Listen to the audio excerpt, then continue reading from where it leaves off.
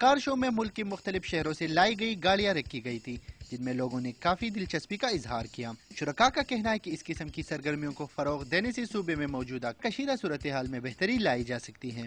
It's a great show and I think کہ اس طرح کے ایونٹس آرگنائز ہونے چاہیے پشاور میں تاکہ یوتھ انکریج ہو اور جو ہم پہ ٹیررزم کا وغیرہ دھبا لگا ہوا ہے یہ ہم سے ہٹ جائے اور لوگوں کو پتہ چلے all over the world media کی طرف سے کہ یہاں بھی پیس لونگ لوگ رہتے ہیں۔ یوتھ شو میں مختلف گاڑیاں نمائش کے لیے پیش کی گئی جن میں Mercedes, sports car, Chevrolet, heavy bikes اور جیپ شامل ہے۔ تاہم مالم جبہ ریس جیتنے والی جیپ اور 1936 ماڈل کی ایک گاڑی حاضرین کی توجہ کا مرکز بنی رہی۔ ہم نے اس سے پہلے تقریباً 2 مہینے پہلے ہم نے مالم جبہ میں سنو ریلی کی تھی جس کو ہم نے ہماری کمپنی ون کیا تھا، اور اس کا مطلب یہ گاڑی جو آپ پیچھے جو آپ کو اسکرین نظر آ رہی ہے اسی گاڑی نے اس ریلی کو ون کیا تھا۔ صوبائی حکومت نے بھی اس نمائش کو سراہا اور اس قسم کی سرگرمیوں کی اعانت کرنے کا بھی وعدہ کیا۔ ہم خود سے خیبر پختونخوا ٹورزم کارپوریشن ان کو باقاعدہ طور کے اوپر اسپانسر کرے گی اور اس قسم کے شوز مرکز کرنے کے لیے ان لڑکوں کی ہم انکریجمنٹ کریں گے۔